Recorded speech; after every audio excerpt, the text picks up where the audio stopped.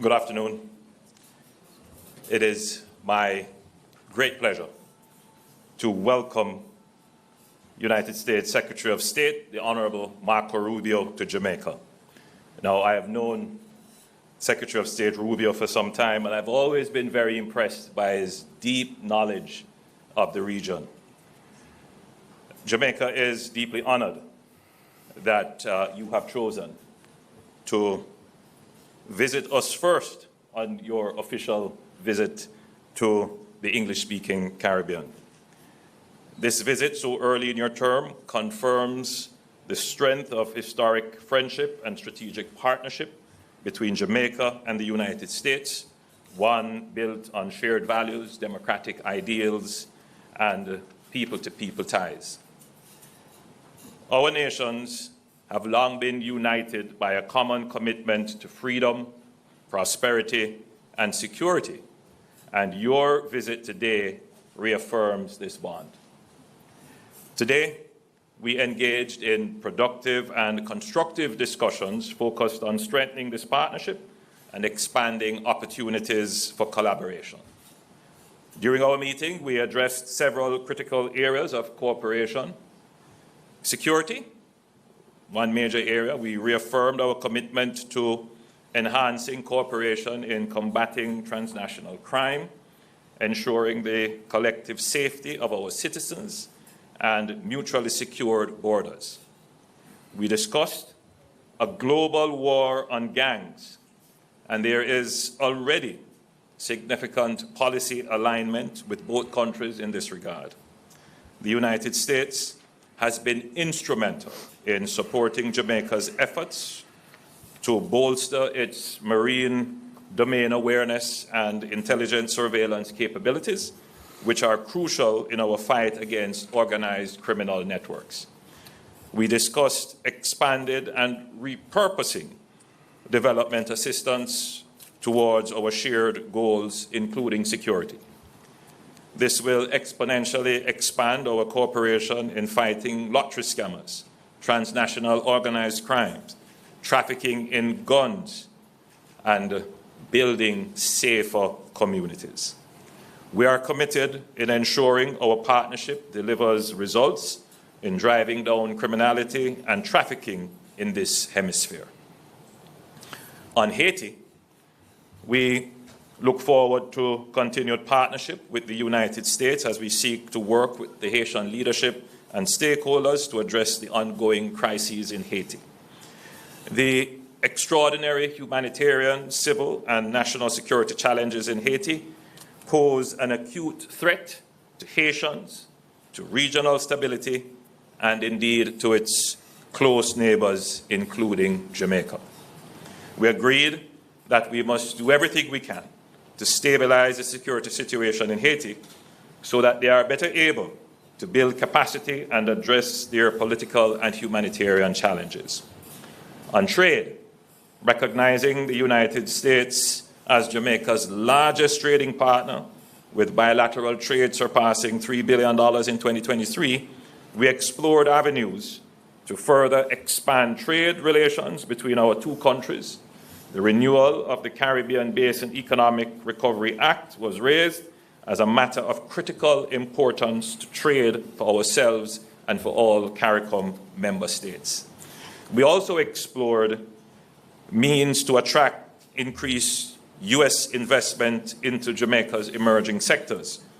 With our stable macroeconomic framework and positive growth trajectory, Jamaica is open for enhanced U.S. investment across multiple sectors, including energy and nearshoring.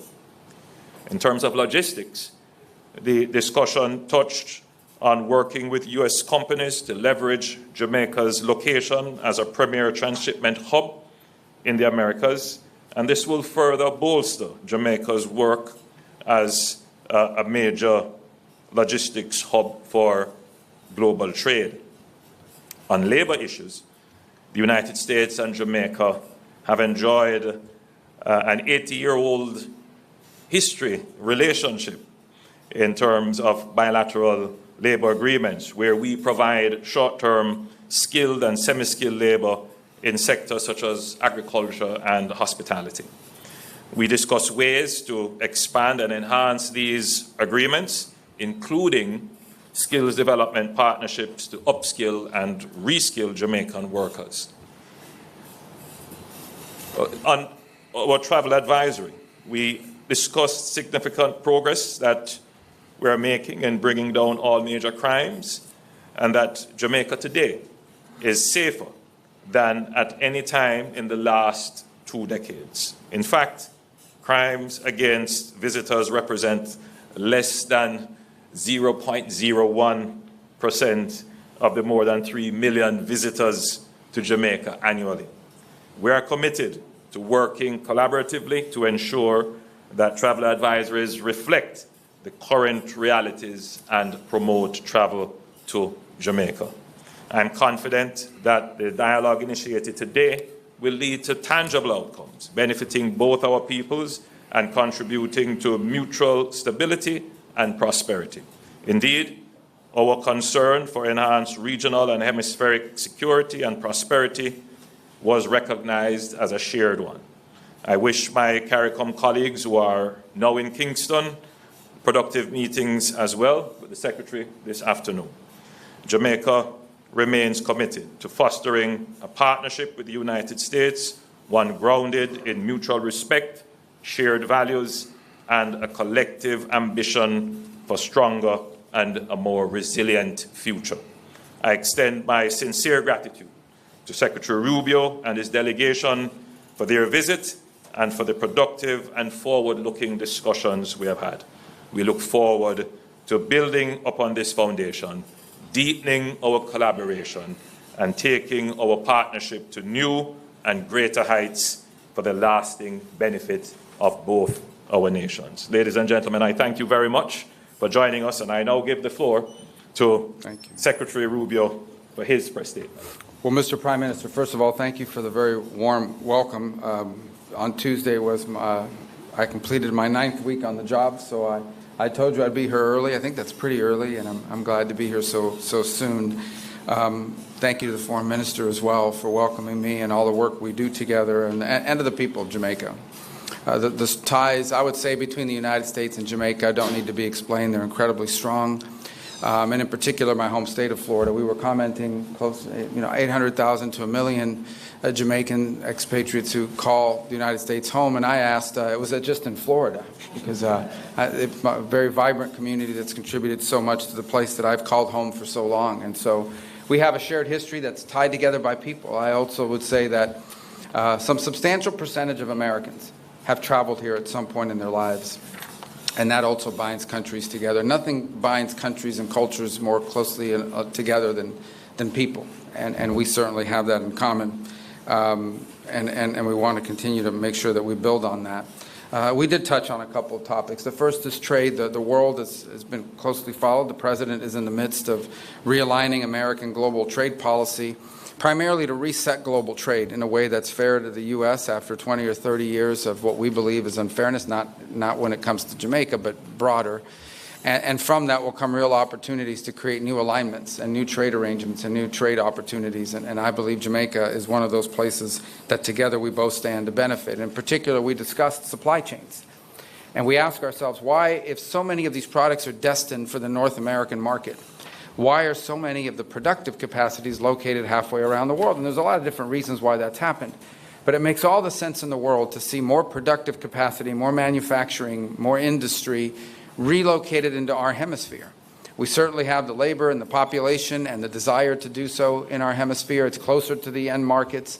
And so we want to pursue opportunities to make that possible. And clearly, I think Jamaica is one of those places that could benefit. And the Prime Minister has that vision for the country and the creation of not just jobs, but jobs that pay even better than the jobs that maybe some could find now. So it's an opportunity I think would be mutually beneficial. And we're going to actively seek and look for ways to make that possible. I also think there's extraordinary opportunities for investment. And we talked about it, whether it's particularly in energy. The United States is going to be producing a lot of liquefied natural gas, which is a very clean fuel that we have in abundance and that we seek to export. And it's also critical, by the way. You cannot have manufacturing without reliable and affordable energy.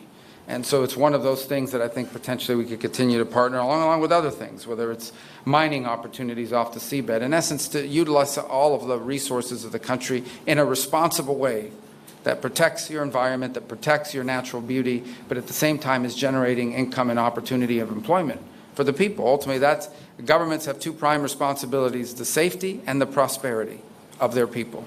And your Prime Minister and his government is very focused on those two priorities. We did talk about tourism because obviously it's a significant part of your economy, and we pledged we were going to go back and reevaluate the travel advisories as they currently stand to ensure that they do reflect the reality of the new numbers and what the numbers show, because you've made very impressive progress in your general numbers overall when it comes to the murder rate and so forth. But in particular, those travel advisories are designed to American travelers. And I think we need to analyze that and just ensure that the status we're currently in accurately reflects the status quo and takes into account the progress you've already made this year and made last year, year over year, which I think is one of the highest numbers in terms of reductions that we've seen of any country in the region. We have to talk about security, and I think that the Prime Minister has phrased it in a way that I think is very beneficial, and that is, he used the term global war on gangs. Maybe we'll find some other phraseology in the United States to describe it, but we're talking about the same problem. It's amazing if you look across the region and really many parts of the world, how many of the threats we face in the world now that once came from a ideological terrorist organization or from a nation state are now coming from non-governmental criminal organizations who in some cases are more powerful than the governments in some of these countries. And we've confronted this issue. It's a challenge in Mexico. It's a challenge on the border between Venezuela and Colombia. It is the challenge in Haiti. And it's been a challenge here. And it's a multifaceted challenge. They are transnational for a number of reasons. One, as an example, is, and we've acknowledged this, in our conversations that lead back to my time in the United States Senate, how many of the guns and the weapons that are being used by gangs to commit acts of violence here in Jamaica are purchased in the United States and then shipped here. And we want to commit to doing more to stopping that flow at the same time as we do more to commit to increasing your capacity. That's the other thing I underline. What we're talking about here when we talk about American assistance is America helping Jamaica build its own capacity, its own ability to confront these challenges and solve these problems. Because security is a baseline for everything. And to that end, we have some good things to announce today here. We've the Jolt Fusion Center that is starting up again, and that's been even further strengthened. That's going to help address lottery scamming. We can announce this synthetics detection equipment for Jamaica's forensic labs. Another counter-gang recruitment program that we seek to launch as a result of our visit here today. And announce something that I think is really important, and that is software, intelligence software for the law enforcement here in Jamaica to combat gangs, things like night vision goggles as well, technology, and we look to do more. And on that end, let me touch on a topic that we talked about just a little bit. Well, I'll touch on one other topic, then I'll get to this final one. You mentioned upskilling and helping. How can we? It's a topic we hadn't touched on directly, extensively before. We talked about it today. We seek to go back and find ways that we can partner to create opportunities for skills training, so that if those companies, and we can attract those companies, if we can attract, whether it's a logistics center or manufacturing, to come to Jamaica, there is a workforce that's been equipped with the skills needed. Now, we face this challenge domestically as well. We need to do that ourselves. But there may be things that we can do in collaboration with one another. And this touches on the issue of aid, very controversial in the United States, but it's one of the reasons why I wanted to come here today, because it in many ways highlights exactly what our vision for aid moving forward is. The United States is not getting out of the aid business. We are going to be providing foreign aid. The difference is we want to provide foreign aid in a way that is strategically aligned with our foreign policy priorities and the priorities of our host countries and our nation states that we're partners with. In essence, how that would work, how it has worked in the past, is USAID or some other entity would come into a country and say, this is what we think you need. And then they go out and hire an NGO that maybe are the ones that convinced them that that's what you need, and they give them a bunch of money and they come into the country and they do things. Some of these programs are fine. They're nice things. Other times, not so much. Nonetheless, that's how it used to be. How we want it to be in the future is that our embassies are involved with the host government, our hosts, our partners, and we ask them, what are your needs? And we provide assistance geared towards the needs of the nation states that are hosting us and that we're partnering with.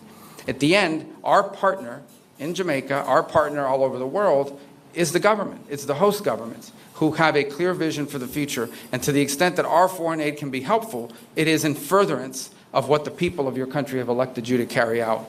Here, there are a lot of things. We've just described some of them. What should our foreign aid be geared towards? It should be geared towards looking for opportunities to increase skills training, looking for opportunities to attract investment and business and trade, and looking obviously for opportunities to expand on your own domestic intelligence capabilities.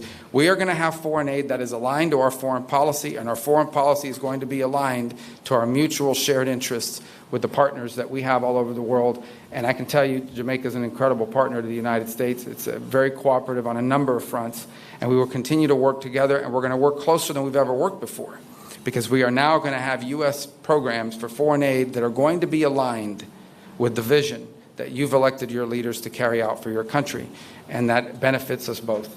And so I thank you for the opportunity to visit with you here today and talk about these things. I'm excited that we're going to be able to follow up on a lot of them and show real progress. The message that I've wanted to send in my travels, I've had to travel a couple of other places, but I've been to the hemisphere now twice, is very simple, and that is that the United States wants to ensure that when countries are cooperative and work with us and partner with us and constantly seek ways to engage us, that leads to positive results and outcomes. It's not, you can call it rewarding, but what it really means is it has to be a mutually beneficial relationship. And we want countries in the world, and we want countries in the region to identify being close to the United States as something that is beneficial and helpful to develop, helpful to grow, and frankly helpful so that one day many countries can serve, and I think Jamaica is already doing this, as a model of what other countries would seek to emulate, whether it's on security, on trade, on investment, on skills acquisition and improvement. These are the things that we want America's relationship with our partners to look like. And I can think of no better friend in the Caribbean and frankly in the Western Hemisphere than Jamaica and your government, Mr. Prime Minister. And so we thank you for this chance to visit with you so early. And as I joked a couple times, so I'll say it again, I think I told it to the cameras already, I wanted to come here early so when I come for the second and third time, they don't accuse me of only wanting to go to Jamaica. And but it in many ways it really truly feels like home, and where I am in South Florida, and I thank you for your hospitality and this opportunity.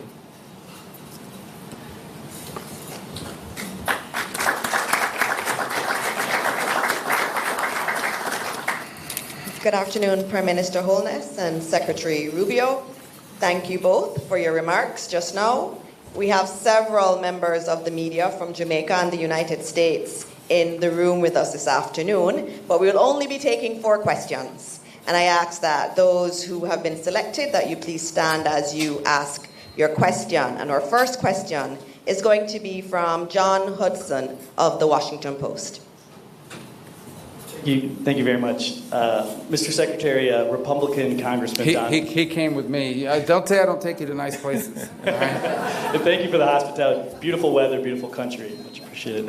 I'm sorry. Yeah. Mr. Secretary, Republican Congressman Don Bacon weighed in on the Signal chat breach, saying the White House is, quote, in denial that this was not classified or sensitive data. They should just own up to it and preserve credibility. Do you think that's true? Also, here in Jamaica, there are USAID employees at our embassy, like so many others around the world, on administrative leave, not carrying out the work of the American people.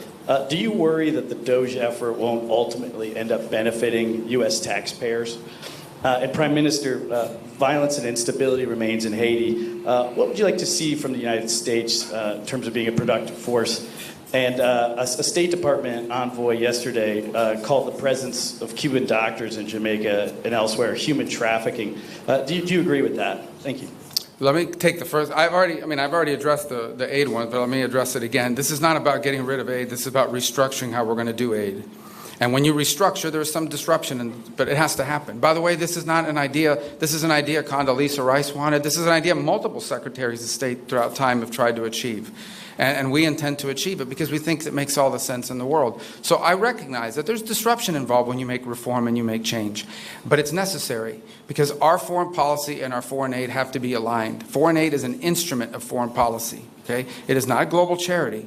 Jamaica's not asking for charity. They're asking for development assistance so they can become stronger at their security needs and other things of this nature. That's what they're asking for. They're not asking for a handout. They're asking for a hand up, help to build their capabilities so that they become a self-reliant partner and, frankly, could end up and already are helping other countries. Jamaica now is contributing to the effort in Haiti, as an example. So these are the kinds of things we want to see in our foreign aid. So, look, our goal was not to disrupt anyone's life. Our goal was to restructure the way we deliver foreign aid so that it is aligned with our foreign policy and with what we're trying to carry out at our respective missions around the world. On the first question, let me just say on the signal thing. This thing was set up for purposes of coordinating how everyone was going to call. You know, when these things happen, I need to call foreign ministers, especially of our close allies. We need to notify members of Congress. Other members of the team have different people they need to notify as well. And that was the purpose of why it was set up. Obviously, someone made a mistake. Someone made a big mistake and added a journalist. Nothing against journalists, but you ain't supposed to be on that thing. So they got on there and this happened. I've been, you know, so I can speak to myself or my presence on it. I think my role on it was just speaking for my role. I contributed to it twice. I identified my point of contact, which is my chief of staff. And then later on, I think 3 hours after the White House's official announcements had been made, I congratulated the members of the team. I've been assured by the Pentagon and everyone involved that none of the information that was on there, though not intended to be divulged, obviously that was a mistake and that shouldn't have happened and the White House is looking at it, but that none of the information on there at any point threaten the operation or the lives of our servicemen. And in fact, it was a very successful operation, and it's an ongoing operation. But that was the intent behind it. And again, I think the Pentagon's made clear that nothing on there would have endangered the lives or the mission. And the mission's been very successful. Is it classified, the information? Well, the Pentagon says it was not. And not only did it say it was not, they make very clear that it didn't put in danger anyone's life or the mission. There was no intelligence information. And understand, when this story first broke, they were sort of alluding to were there war maps, or there was no war plans on there. This was a sort of description of what we could inform our counterparts around the world when the time came to do so. Again, look, I think the White House is looking at this entire thing. How did that journalist get on there? Why was this the appropriate? And I think there'll be reforms and changes made, so this was not going to happen again. It can't. But I wanted everybody to understand why this thing was even set up in the first place, and also understand very clearly the mission was successful, and at no point was it endangered. And that's coming from the highest-ranking officials at the agency that was in charge of the actual operation, which is the Pentagon. In terms of Haiti, the United States has been an incredible partner, in fact, the lead partner, in ensuring that resources and organization is brought to the crisis in Haiti. In terms of what more could be done, I think we're at a phase in Haiti where there has to be a rapid expansion of the Haitian National Police, the HNP, in terms of the manpower and resources, because ultimately the HNP has to take on the gangs. The present holding situation that we have is not necessarily moving the situation forward as we would all like. So there would have to be a significant expansion in resources in support of the HNP to enable them to take on the gangs. In terms of Cuban doctors in Jamaica, let us be clear. The Cuban doctors in Jamaica have been incredibly helpful to us. Jamaica has a deficit in health personnel, primarily because many of our health personnel have migrated to other countries. We are, however, very careful not to exploit the Cuban doctors who are here. We ensure that they are treated within our labor laws and benefit like any other worker. So any characterization of the program by others certainly would not be applicable to Jamaica. We are ensuring that our program complies with all the international laws and standards to which we are a party to. All right, our next question will come from Tana Thomas from Nationwide News Network. Please stand. Thank you. Secretary Rubio, my question is, or questions, in relation to the matter of the Cuba Medical Corporation program as well. So the medical mission has been a cornerstone of healthcare in Jamaica and the Caribbean for over 50 years, according to our foreign minister. How does the U.S. reconcile its stance on this program with the region's reliance on Cuban medical professionals, and what alternatives does it propose to ensure healthcare stability? Well, yeah, I think the first thing is to separate medical from the labor issues that we are pointing to. Okay, this is not about doctors. Okay, this is not about the provision of medical assistance. We have no problem with medical assistance. We have no problem with doctors. We have a problem, and I'm not speaking about Jamaica. We've discussed this today about, following international labor standards and the like, but I'm just talking about this program in general, how it's operated around the world. And how it's operated around the world is that basically the doctors are not paid. In many other parts of the world, the doctors are not paid. You pay the Cuban government. The Cuban government decides how much of anything to give them. They take away their passports. They basically operate as forced labor in many places. Now, there are places that have better labor standards. Perhaps Jamaica is one of those, and that's fine. But I'm describing generally what the program has been. It has operated in that way in many parts of the world and placed these people in tremendous danger. And so I think we can all agree that the trafficking in labor, be they doctors or farm workers, is not something that we would want to be supportive of, and we find that to be an egregious practice on the part of the Cuban regime. Now, every country operates their program differently. And obviously, because of our relationship with Jamaica, we're going to engage with them on that and talk about it further and have a better understanding. Perhaps none of this applies in the way it's handled here. But generally, that's the problem with the program. It's not that they're Cuban doctors. It's that the regime does not pay these doctors, takes away their passports, and basically it is, in many ways, forced labor. And that we cannot be in support of. Again, not speaking about here in particular, but in general about the program. Okay, our next question is going to come from Will Lowry from the National News. Thank you so much for taking my question, Mr. Secretary. I just want to circle back to John's question, the signal chat. The signal chat, yes. But of course, are you planning on making the Europeans pay for U.S. operations against the Houthis, given that their businesses seem to benefit more from opening up these shipping lanes, as discussed in that chat? And then moving to Russia, Ukraine, I was wondering if you could elaborate on the Black Sea ceasefire deal and how it's progressing. President Zelensky has already questioned Russia's seriousness, saying, quote, they are trying to distort agreements and, in fact, to see both our intermediaries in the entire world. So on the first question about, look, here's the problem, okay? These guys, these Houthis, these are pirates, okay? This is a band of, it's a gang, in essence, that's gotten control of a certain part, but these are a religious fanatic gang.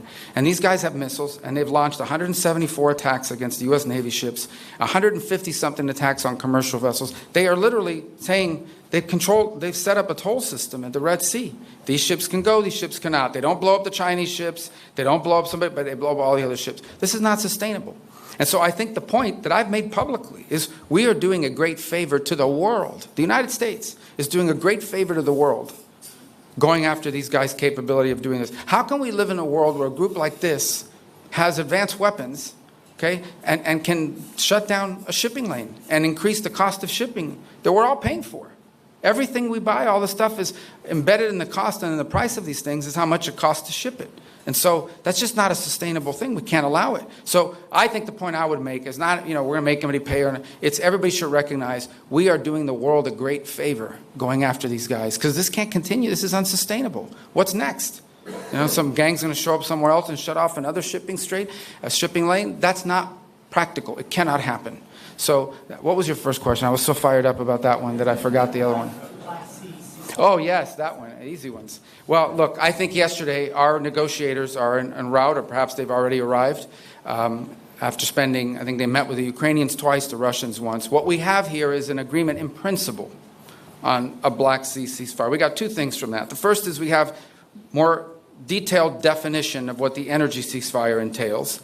And the second is the concept of a Black Sea ceasefire. Obviously, after our meeting, as part of their release, the Russians detailed a number of conditions that they want to see met.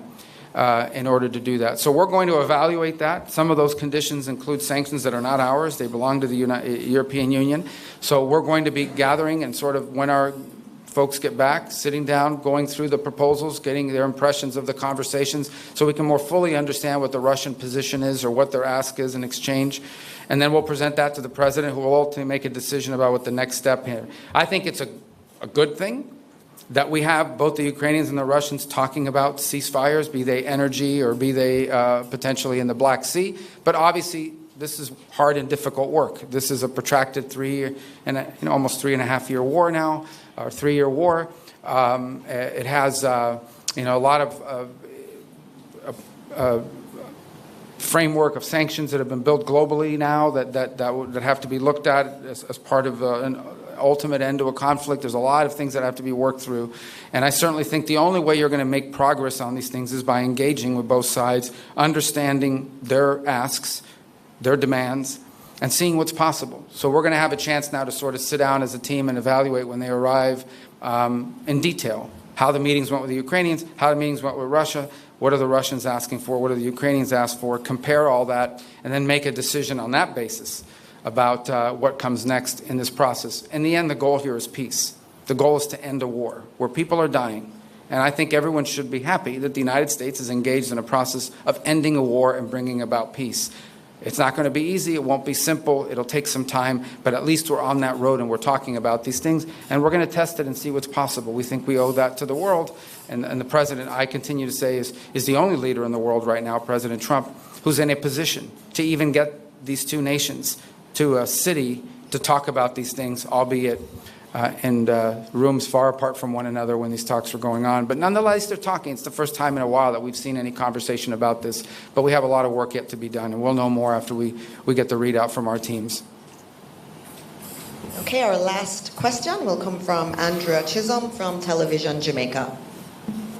Thank you. Secretary Rubio, given changes to U.S. immigration policies, there are some Jamaicans who are afraid to travel back to Jamaica, even though they are legitimate green card holders. What assurances can you give to those individuals that they will have no difficulty returning to the United States? Well, yeah, well, green quickly, card sir. or residency? I mean, permanent residence, you're asking me about?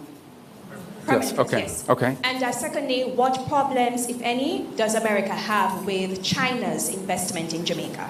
Well, look, I mean, China's a rich and powerful country. Our problem with is not investment. Okay, our problem is predatory practices. That's what we're concerned about. What we have seen all over the world is that China comes in and says, here's a bunch of money for a project they never build. They bring their own workers to do the work. They don't hire the locals. They bring their own workers.